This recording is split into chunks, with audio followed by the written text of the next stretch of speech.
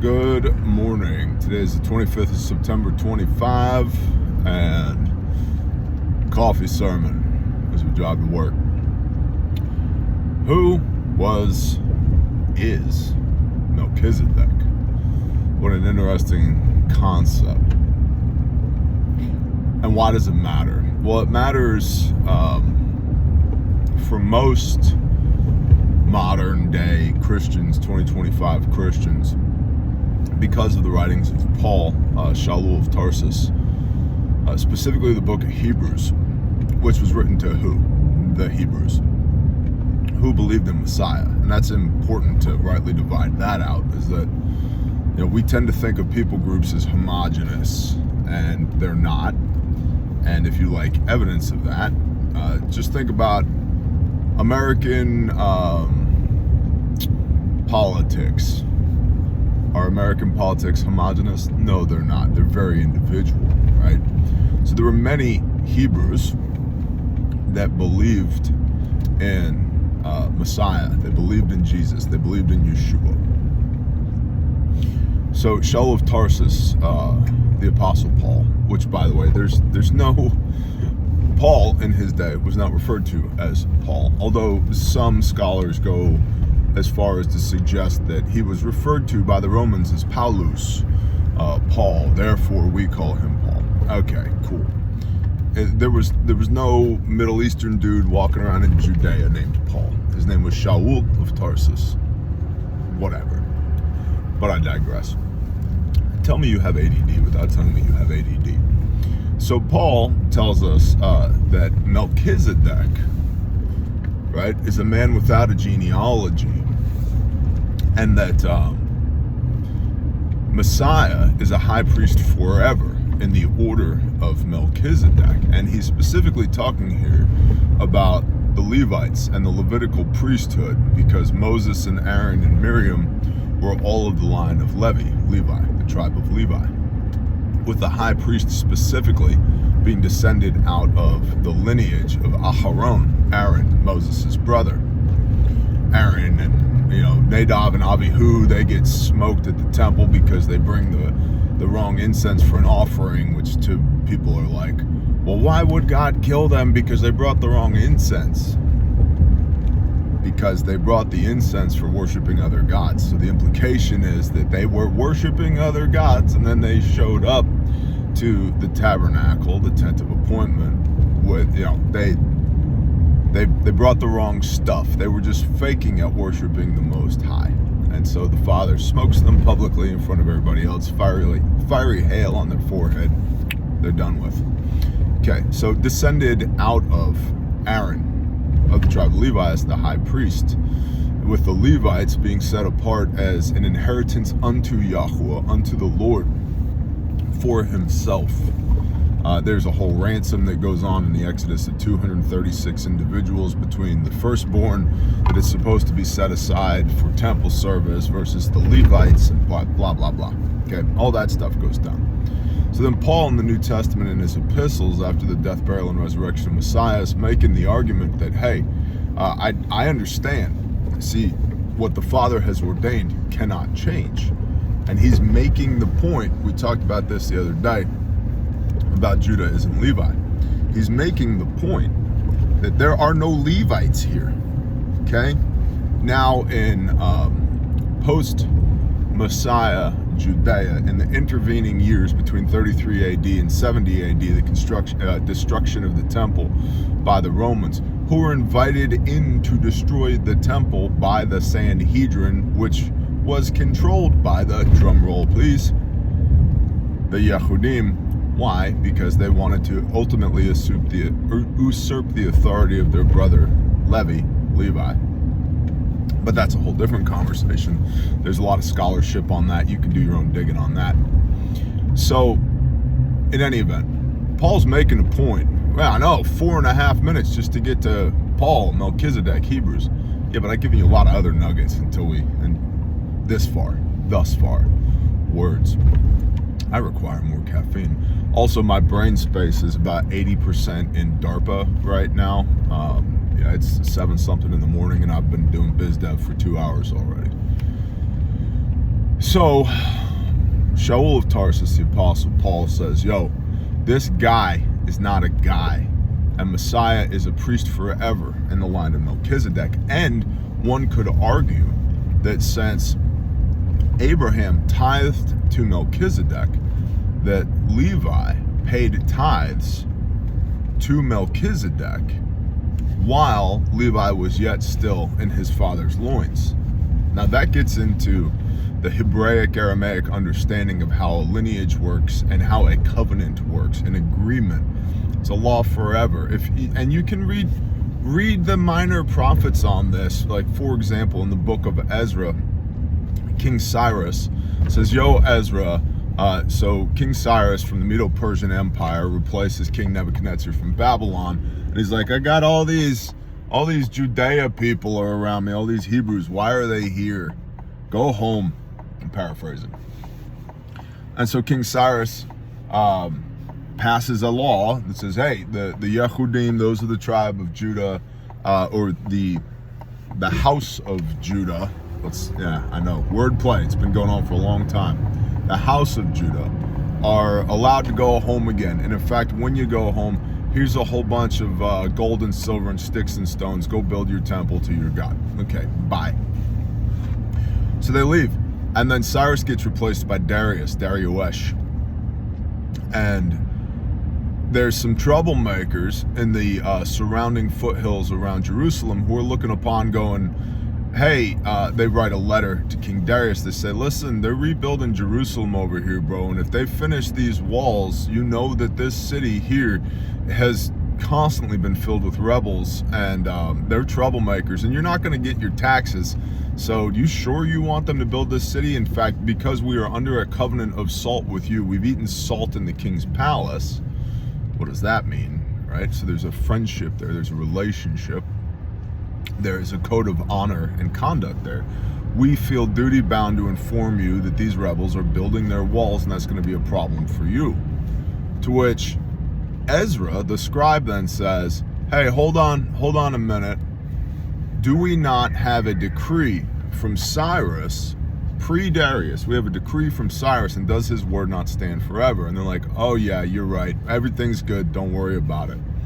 So that's just a baseline understanding of how covenants, agreements were understood in context in that time. It wasn't between two people. It was between those two families or those two people groups in perpetuity forever. So when Abraham tithes to Melchizedek, in Abraham's loins is Isaac, and in Isaac's loins is Israel, Jacob, and in Jacob's loins, guy's got a stop sign paddle up but is waving me through. That's not how stop sign paddle works, homie. It means stop, and if you don't want people to stop, then you don't hold the paddle up. You turn it around to where it says slow. Maybe he's slow, I don't know. So when Abraham ties to Melchizedek, he's got Isaac inside of him. Isaac has Jacob, Israel, inside of him, and Israel has Levi inside of him. So Levi's great-great-great-granddaddy tithes to Melchizedek. Why is that important? Because the tithe always goes from the lesser to the greater, and the blessing always goes from the greater to the lesser. So this dude Melchizedek is up on the side of this mountain, Salem, and Abraham had just gone to war, first recorded night operations, so night ops are biblical, had gone to war in the Valley of Siddim against these two armies. On one side are 5 kings, and on the other side are 4 kings and giants. And Abraham takes 318 of his own men that are armed and trained. There's a lesson in that as well. 318 armed retainers Abraham takes with him. Okay? So Abraham's militia was 318 dudes that he had armed and trained. Swords and spears and, whatever and they're out there, they're doing PT, they're doing combatives, they're doing all that stuff. Maybe Hebrew IMT. I'm up, he sees me, I'm down. I don't know. So Abraham goes to the Valley of Siddim, and he looks around and he goes, well, let's see. We got 5 kings over there. We got 4 kings and giants over here. We cannot take these guys by force, so here's what we're going to do. We're going to run a night operation. under the cover of darkness. We're going to go in here. We're going to kill as many people as we need to kill. And we're going to get my cousin Lot back. And we're going to take him home again. And they do. And they win. And as they're leaving, they've moved past Salem, this mountain. And the priest of Salem, the king of Salem, king and priest, interesting, comes down off of Salem, Exodus 19 verse 6. You should read that if you haven't recently. And Abram tithes to Melchizedek, and Melchizedek blesses Abram. So when we say Messiah is the high priest in the order of Melchizedek forever, we have to examine who Melchizedek is. 11 minutes of preamble to get to this point. There's two words here. Melchizedek is a title, not a name, and it's a compound word. Melchi or Malik is king. Zadik is righteous or righteousness. This is the king of righteousness. That's what his name means in Hebrew. Where he lived, Salem. Salem means peace, like salam or shalom. Yes. This is the king of righteousness who dwells in peace and rules peace. Jesus is the Prince of Peace. You don't even know what you're saying when you say that. You're right. But you don't even know what you're saying when you say that. Melchizedek is what we call a Christophany. This is another example, Old Testament example of Messiah concealed as compared to the New Testament Messiah revealed. And Messiah is God. So this is God made flesh blessing Abraham. And Abraham tithing to the Most High made flesh. What is happening with law enforcement today? Why are you there? Why are you gay? Who is gay? You are gay. I'm not. Who says I'm gay? You say you're gay. I digress. Mister? Shall I call you Mister?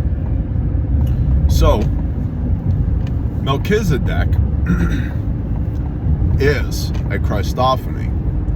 This is the Most High made flesh.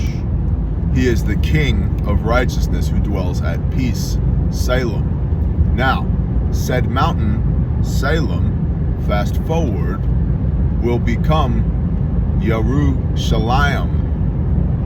Yeru, cornerstone, chief cornerstone. Where have I heard this before? The Yod, right, means works. The Resh means head, like king of, almost like a crown, like the lead. The king of the works of peace. That's what Yerushalayim means, Jerusalem. Okay. Where does Messiah return to? Where was he crucified? And where does he return to? He's a righteous king in the line of King David, Mashiach ben David, the second line of the two Old Testament prophecies. There's two major Old Testament prophecies, or lines of prophecy, concerning Mashiach, Messiah. The first is Mashiach ben Yosef, in the model of Joseph, who was exiled in Egypt, unappreciated, rejected by his brothers. The suffering servant that suffers for his people. That's the first coming of Christ. The second is Mashiach ben David, the righteous king in the line of King David. Read Matthew chapter 1. Messiah is in the line of King David, who restores the Father's people to the Father and makes war. This is Revelation 19 imagery here. And I saw him who sat upon the white horse, and his eyes were a flame of fire, and he had many crowns on his head, and he had a name written that no one knew, King of Kings, Lord of Lords, upon his leg. And a sword went forth from his mouth, and he went forth to make war with the armies of the nations. Okay, so, and this war horse imagery, when a king comes on a donkey, it means peace. That's the first coming. When a king comes on a horse, it means war. They're still kings. They're always kings. But a king on a donkey means peace. A king on a horse means warfare. So So Yerushalayim, Yeru, Yeh, Yod, is works. Reish is head. Shalayim, peace. The king of the works of peace. This is Messiah. Melchizedek is Yeshua. Melchizedek is Jesus. This is what we call a Christophany in the Old Testament. It's another example of the Father becoming flesh to interact with his people. So Paul's argument in Hebrews is that for a time here on earth, the Levites were set apart as priests unto Yahweh, unto the Most High, to perform the works of the temple for atonement and thanksgiving and observation of feast days and new moons and high holy days and weekly Sabbaths, and forsaking not the widow and the orphan, and the creation of music and the whole nine, right? Awesome job description. Like Levi had a pretty cool job. But in their stead here on earth, we now have again a high priest who sits at the right hand of the Most High. David says, and he will make our enemies a footstool, and he sits at the right hand of the Most High, right? That's Messiah, and the authority that Messiah has to be high priest. Remember that Paul's talking to a Hebrew culture that understood that, at least in concept, Levi is the priest. So how can Messiah, who's of the tribe of David, be priest? Which goes back to Judah isn't Levi and Levi isn't Judah, right? Which they understood contextually 2,000 plus years ago. They got it. Okay, well, if that's wrong, then how can this guy, God made flesh, who's of the tribe of Judah in the line of King David, be the high priest? And what Paul is saying is, he's come now in the line of David, Matthew chapter 1, as the righteous king, Mashiach ben David, but he has always been a high priest of the Most High, which is why Paul points back to Melchizedek and says Messiah is a high priest in the order of Melchizedek forever. And Melchizedek was a man without a genealogy, no beginning and no end, no Aleph and no Tav, no Alpha and Omega, okay?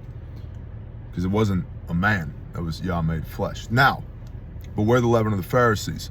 The Yehudim, the Jews, will say, no, Melchizedek was Shem, the son of Noah. And they'll say that because they don't believe in Messiah. So you can believe that, you can research that, you can do whatever you want. I've run those rabbit holes for years. And ultimately, and by the way, never take my word for any of this. You should have your Bibles out. You should be checking all the cross references here. Look up all the stuff, dive into the rabbit holes. And it's never my intent is never for me to beat you over the head with my convictions and understandings. Convictions come from the Ruach HaKodesh, the Holy Spirit, John chapter 16. My job is to communicate the word of the Most High to you. And if it sticks, it sticks. If you disagree, you disagree. If you agree, you agree. Whatever. Okay, that's between you and the Most High. But I have run the rabbit holes on this, man, for years. And I don't believe Melchizedek was Shem. Because Shem had a genealogy. And the Bible cannot disagree with itself. Okay, that's the doctrine of inerrancy. Shem has a genealogy. It's recorded in the book of Genesis. But Paul says Melchizedek didn't have a genealogy. So that excludes Shem. And it includes Messiah as the only answer for who Melchizedek was. And it explains, yes, Judah isn't Levi and Levi isn't Judah. But Messiah has the authority to be high priest because he's always been high priest. He was high priest before Levi was. Levi was given the opportunity through the line of Aaron to steward for a time. Now, there will still be Levites in end times, Revelation chapter 7, in temple service, Revelation chapter 21. For what purpose? Oh, to do all the things, to praise the Most High with everything that we've got. Love the Lord your God with all your heart, with all your soul, with all your mind, with all your strength, and love your neighbor as yourself. That's Melchizedek. He doesn't need a genealogy. He is the one Echad, the creator of the heavens and the earth made flesh. Y'all have a blessed day. See you when I see you.